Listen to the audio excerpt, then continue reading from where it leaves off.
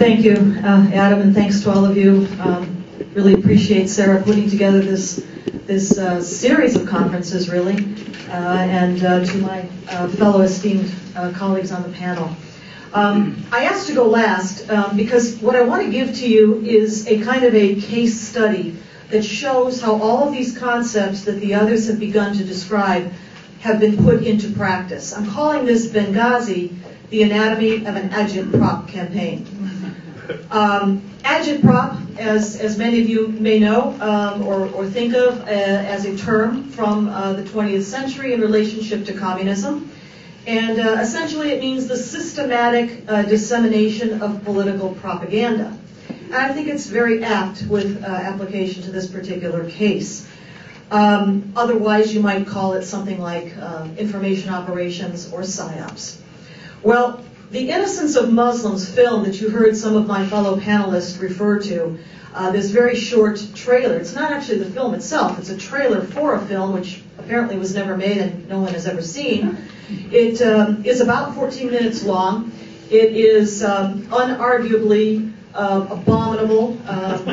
It is professionally atrociously made. However, as I think it was Sam perhaps mentioned, the facts presented in that film are actual facts taken from the Sirat Rasul, the life, the biography of the Muslim prophet Muhammad. In any case, what I want to talk about is the use of the excuse of that film to cover up what actually happened in the attack at Benghazi. Now, that agitprop campaign stirred worldwide demonstrations. I believe the protests were deliberately timed for the 11th anniversary of 9/11, 11 September 2012 this year. And I think the planning began much earlier.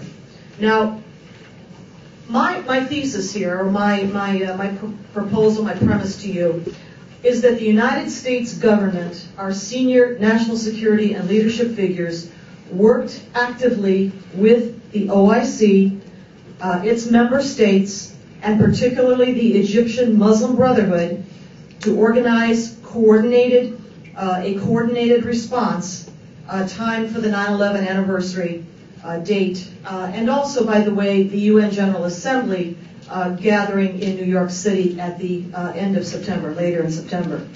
Now, I actually think, because of events that I'll describe to you, that the film turned out to be the second choice for the White House as a cover campaign, as a cover story for the attacks at Benghazi. And I think it was hastily put together by the intelligence community, David Petraeus, CIA Director, ODNI, Office of Director of National Intelligence, and James Clapper, and the White House in the days of early September, before the attack at Benghazi, but after the film producer himself began a PR campaign to get that film looked at. I'll go through this. Now, the point of all of this, really, two things that I want to emphasize throughout this for you. Number one, that the U.S. administration deliberately chose to ignore known facts about the Benghazi attack, leave Americans maimed and dying in order to repeat a lie that supported the OIC objective to criminalize criticism of Islam and undermine our First Amendment. The second part of that I want to emphasize, and I'll go through this, is the way that the United States government administration worked with the OIC member states and the Muslim Brotherhood in a coordinated campaign that I think is stunning for its effectiveness and reach and breadth of application in the days and the weeks after the attacks at Benghazi. Now, I think that there were other themes and other, if you will, agitprop campaigns interwoven and going on at the same time as the film excuse. Let me explain this. I think that a second narrative for the U.S. government and this administration actually came perhaps first, and that was that they were looking throughout 2012 at the pressure from the Egyptian Muslim Brotherhood and other terrorist organizations like Jamaat Islamiyah and Egyptian Islamic Jihad to obtain the release of the blind sheikh, Omar Abdul-Rahman, who is in a U.S. jail. That campaign goes back at least to mid-2012 when, on June 21st, a delegation came from Egypt, and among them was an individual by the name of Hani Noor El-Din, who is a senior official of Jamaat Islamiyah, a terrorist organization on the U.S. Foreign Terrorist Organizations list. He must have been given some sort of waiver to get into the United States and certainly into the White House and to the discussions he had with the National Security Council, because that's where he went. And he talked with Dennis McDonough, among others, senior National Security Council official, about the release, or at least the transfer, of the blind sheikh from U.S. prison back to Egypt. Now recall, the 21st of June is just a few days before Mohamed Morsi won the Egyptian elections and won the presidential elections. His victory at that point was foretold. It was expected by that point that the Muslim Brotherhood, that candidate, Morsi, would win. Now, just a little bit later, when Morsi took the inauguration oath or pledge, the night before, that is the 29th of June, that is the eve of his inauguration, he appeared at Tahrir Square. You may remember this. Humongous, adoring crowds. And he goes there to Tahrir Square on the eve of his inauguration to make a pledge to the Egyptian people that he would enforce Sharia, among other things, and he would work for the release of the blind sheikh. He made that promise at that time to the Egyptian people. And then in August the 2nd, the Egyptian government, now headed by Mohamed Morsi, who has total dominance now over all branches of government, made a formal request, official request to the U.S. government for the release of the blind sheikh to Egypt. And then finally, at the end of August, on the 30th, Jamaat Islamiyah called for, specifically, protests at the U.S. Embassy on the anniversary of 9/11 to demand the release of the blind sheikh. So here is a theme that is carrying throughout 2012, involves Egyptian Muslim Brotherhood and the U.S. This is a theme that is working in the background too. Let me add one more theme that really should have been looked at, I think, much more closely in relation to the attacks at Benghazi. And that is the fact that the head of Al-Qaeda, Ayman al-Zawahiri, on September 10, the day before the attacks, called openly in a videotape for revenge for the killing, the CIA drone killing of his deputy, Abu Yahya al-Libi, Libyan individual, Libyan jihadist terrorist. I happen to think that that particular videotape, might have been the green light for the attack on our base at Benghazi. Can't prove that, I don't know that, but it's possible. In any case, that particular theme was completely shoved under the carpet, completely set to the side.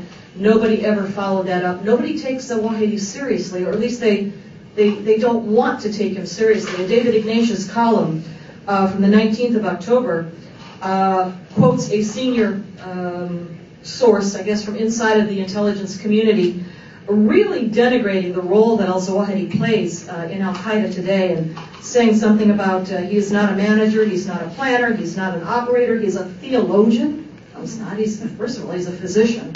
But secondly, he's the head of Al-Qaeda. And that he doesn't have much say-so in the organization anymore today.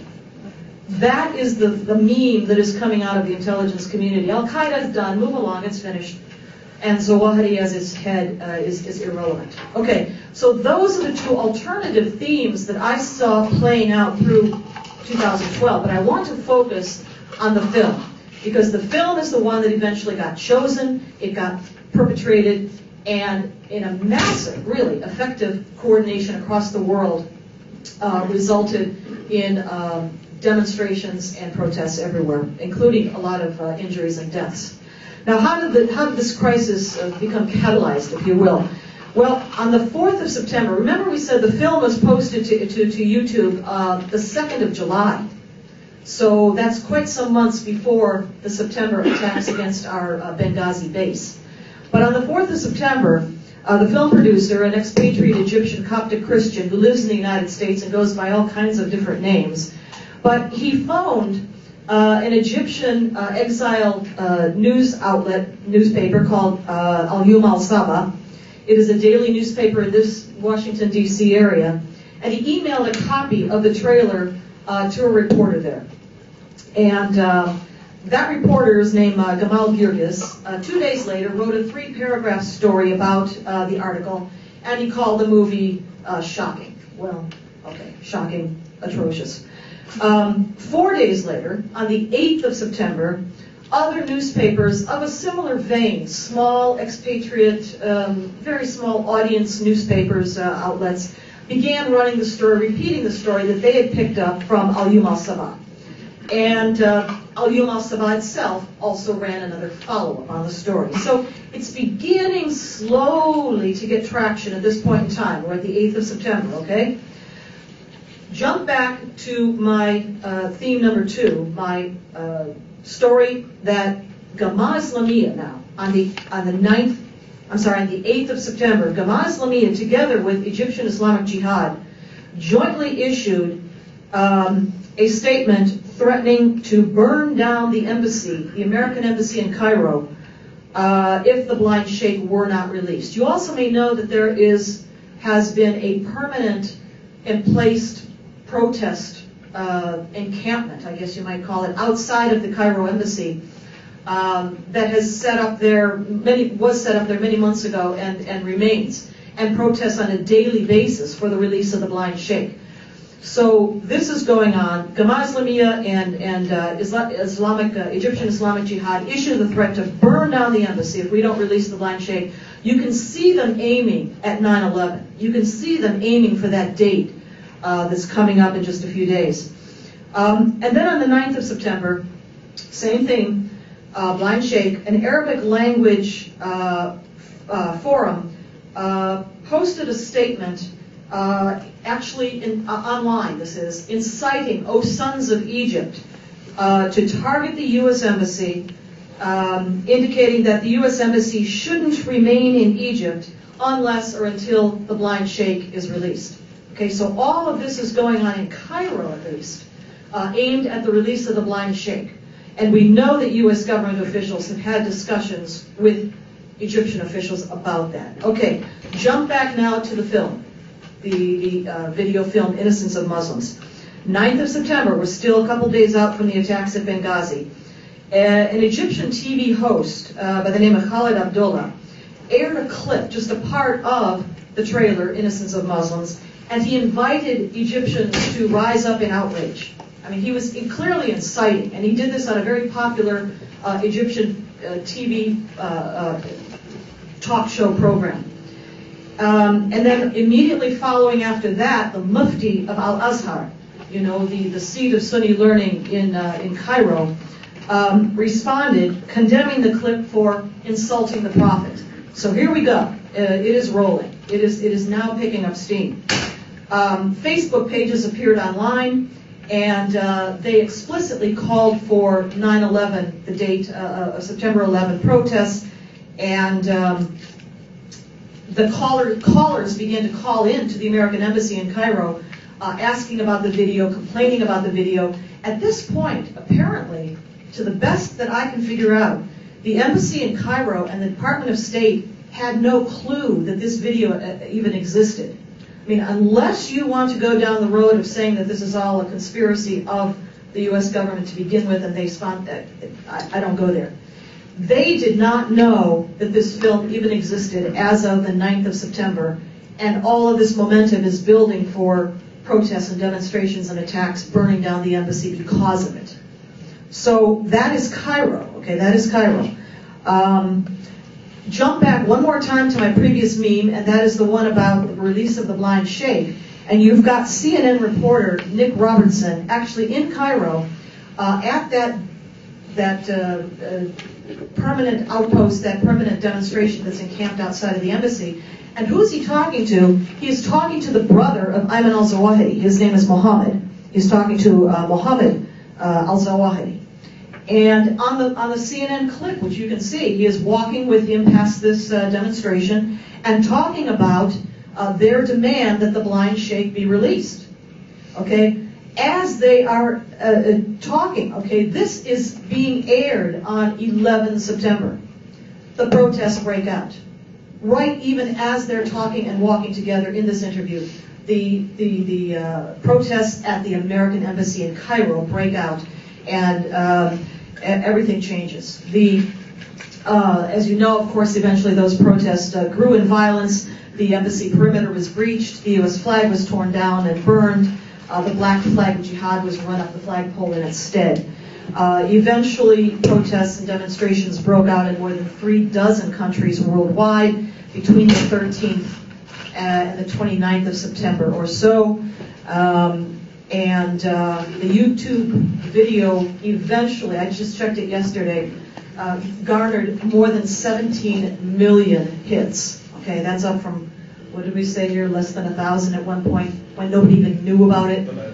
As of 9/11 itself, but since then. So most of those people who demonstrated had never seen the clip. They had no idea what the movie was about except what someone told them. And they probably didn't have internet access anyway, but they took to the streets, they rioted, days of rage. And how did that happen? It didn't start until after the Cairo demonstrations. Then it began to pick up steam and began to spread across the entire world. Unfortunately, Cairo Embassy, United States Cairo Embassy, tweeted its apologies almost immediately, kowtowing to the mobs.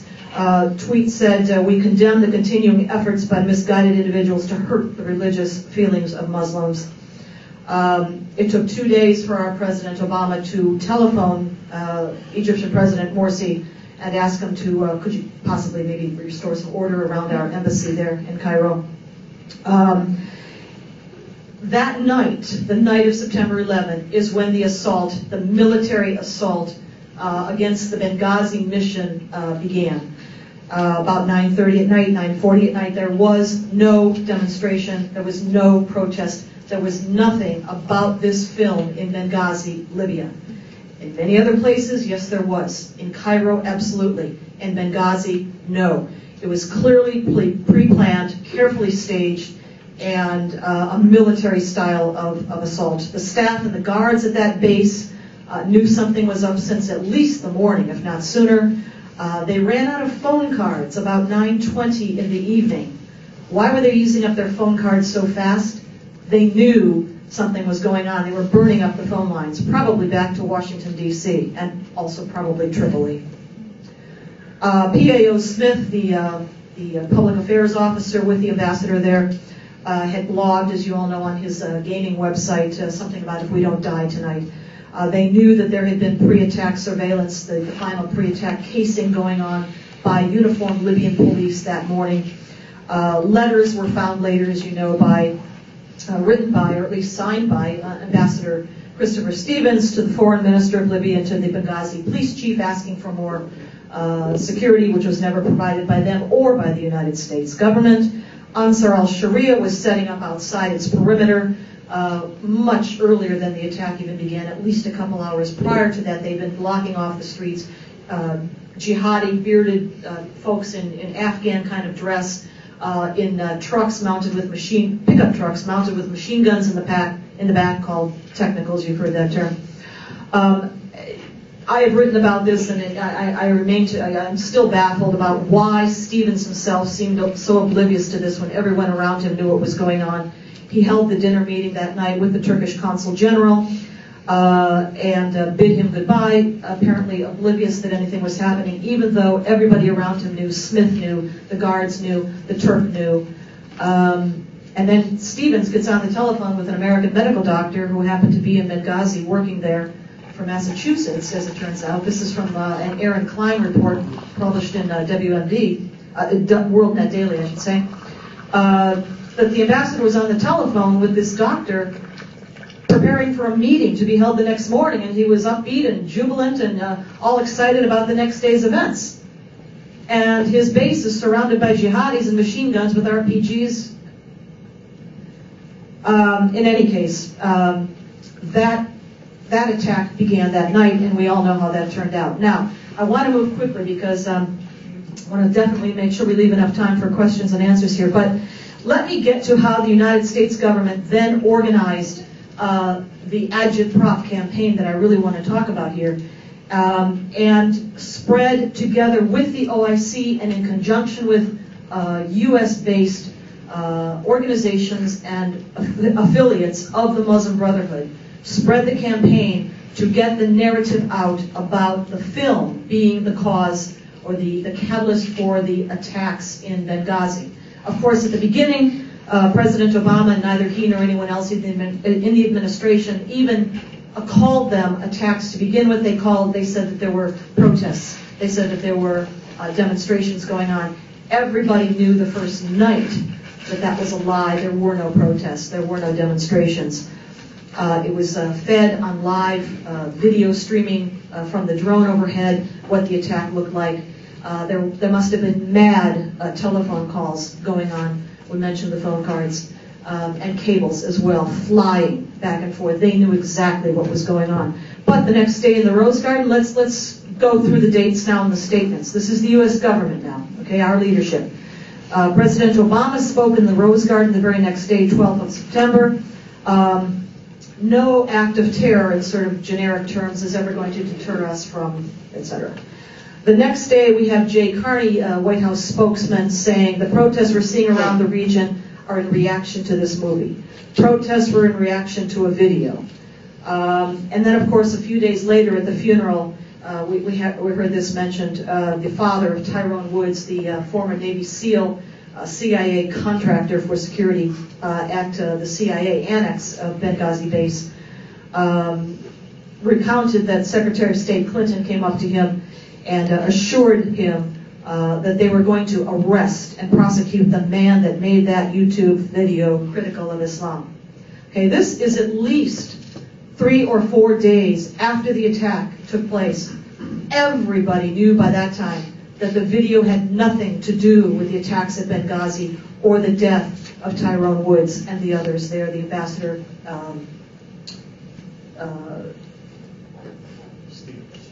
Doherty. I'm trying to think of Doherty. Glenn Doherty, and also the PAO. Tyrone Woods. Yeah. So, indeed, then, 28th of September, the film producer, under the name, at least at that point, of Mark Vasily Youssef, was arrested and subsequently sentenced to 1 year in jail, ostensibly on probation violations. The Libyan president, Mohamed Magariaf, appeared on the Sunday talk shows the weekend after the attacks at Benghazi. He was on the show with Bob Schieffer, Face the Nation, and he said, President Magariaf of Libya said, "This leaves us with no doubt that this was pre-planned, determined, premeditated, months ago, and they were planning this criminal act since their arrival." Immediately following him on Face the Nation with Bob Schieffer, the next time slot, guess who appeared? Rice. Ambassador Susan Rice, one of the 5 talk shows she did that day, and she said what happened in Cairo, in Benghazi, and many other parts of the region was a direct result of a heinous and offensive video. She knew perfectly well that she was lying when she spoke. So did everyone else in the administration that sent her out there to do that. Go on. 18 September, Jay Carney, it was the video. Jay Carney appears a lot. The first person to really break the facade of the unity of this message from the administration was Matt Olson, the CIA chief of the National Counterterrorism Center, who, speaking to Congress, to the Homeland Security Government Affairs Chairman, Joe Lieberman, who posed a question to him, and he answered, "They were killed in Benghazi in the course of a terrorist attack on our embassy." That was the first time that anyone had broken ranks on this story out of the administration. However, the very next day, the 20th of September, the president seemed somehow to be a little off message. I can't imagine how, but he was speaking at an Univision town hall meeting, and he was still talking about the same video meme narrative agitprop theme, because the outrage over the video were used as an excuse by extremists to harm U.S. interests. All right, let me talk quickly here about the messaging from the U.S. Muslim Brotherhood, organizations and individuals affiliated with the Brotherhood front groups that we all know about. They too were smack on message, precisely on message. How did that get disseminated so quickly to all of them? The administration, U.S. Muslim Brotherhood, and I will finish up with some quotations from UN speeches of world leaders elsewhere around the world.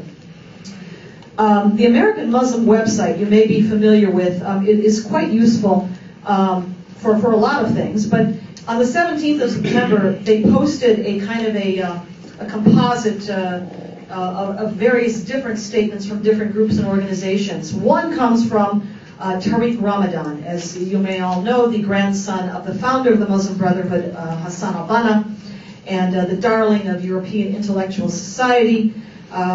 Anyway, he says, he is also, Tariq Ramadan is also conveying the message in ever so sinuous, mellifluent tunes about the video.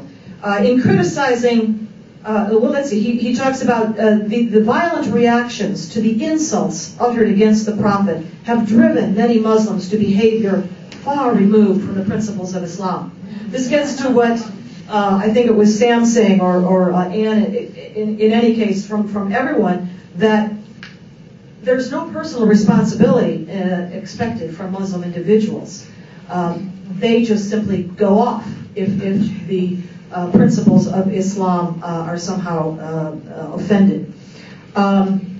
He said, several hundreds of furious demonstrators gathered in front of the American embassy in Cairo and the U.S. consulate in Benghazi, Libya. In the confusion and violence, a U.S. ambassador and 3 diplomats were killed. Where should I start with that statement? There's no part of it that is true. And this is on the 17th of September. All right. Let's go on to some of the other statements that are on that website, American Muslim website. 20th of September, we've got postings from ISNA, MPAC, CARE, and ICNA.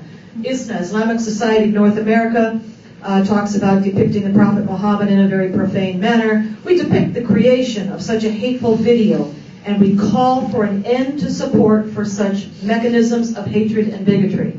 In other words, a clampdown on free expression is what ISNA wants. MPAC. MPAC condemns the attacks on the U.S. embassies in Cairo and Benghazi. This is good. The attacks come after a low-budget movie on YouTube called Muhammad incited anger by depicting Prophet Muhammad, peace be upon him, that's a quote, in a demeaning and degrading manner.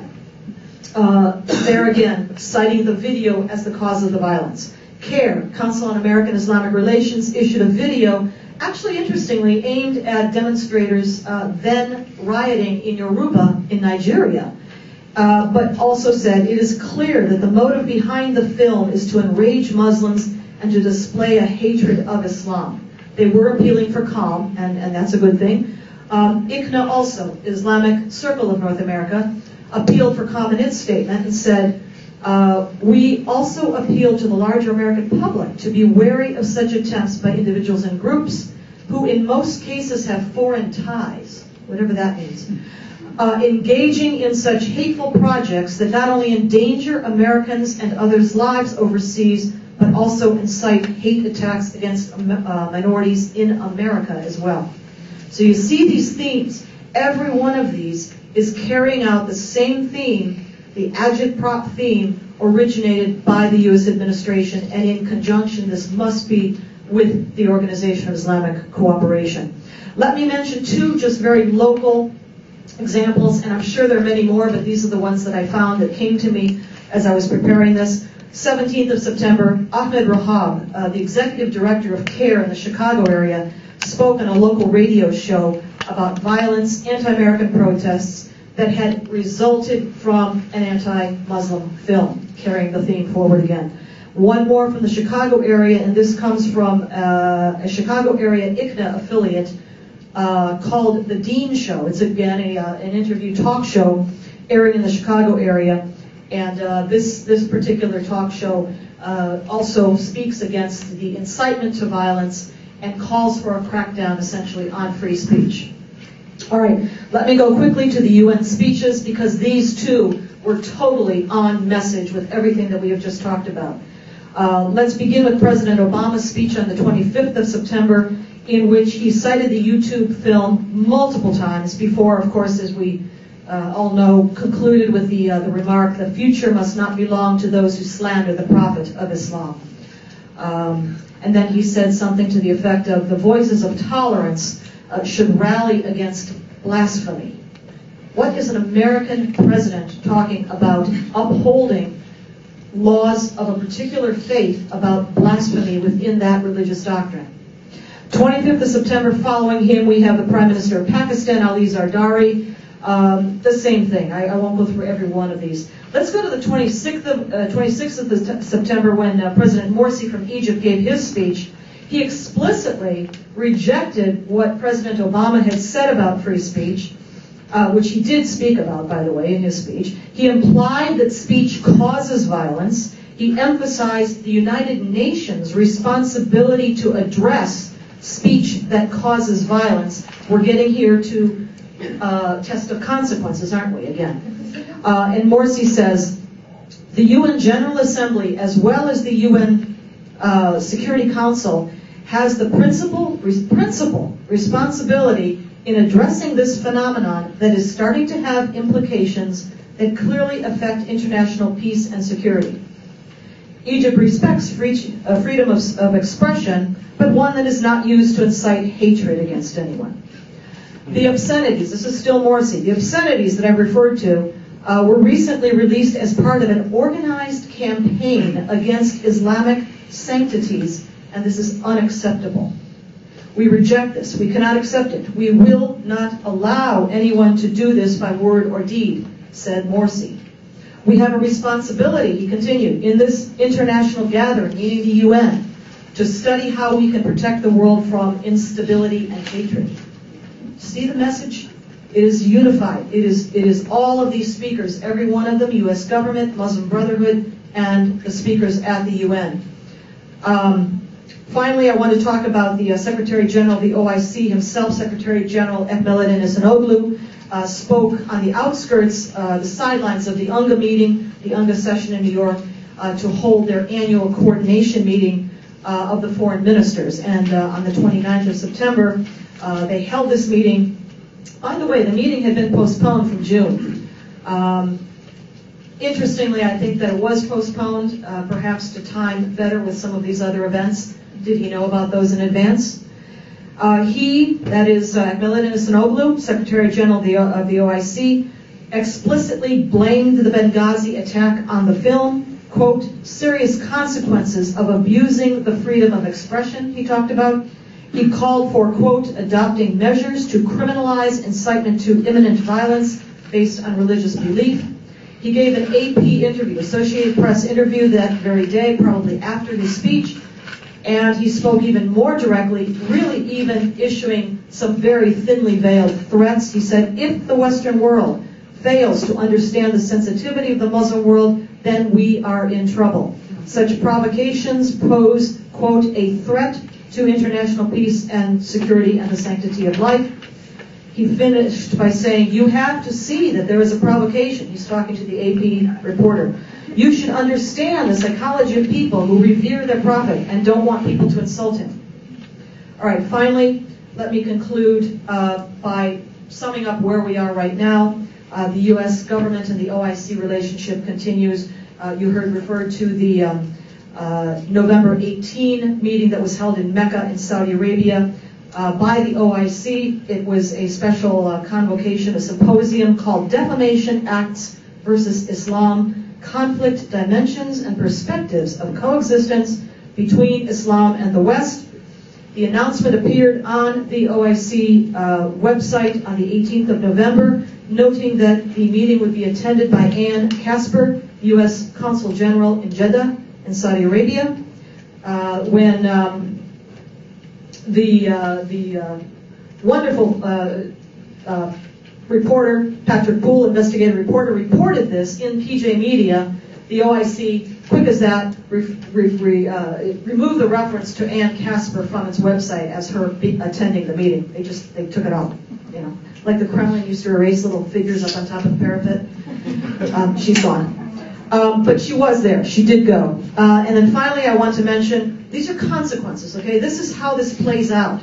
You heard the theories, you hear the principles of these efforts to suppress free speech. This is how it happens. This is how it gets translated into action. The final thing I'll mention, on the 28th of November, that's just last week, Egyptian judge Salif al-Nasser Suleiman handed down some death sentences. Remember this? You saw this? The Florida pastor, a U.S. citizen, Terry Jones, and 7 expatriate Egyptian Coptic Christians were given a death penalty for their involvement in producing and also advertising or promoting this film. The charges were insulting the Islamic religion. To date, the U.S. President, Secretary of State are completely silent on the imposition of a death penalty against an American citizen for exercising the right of free speech. Thank you.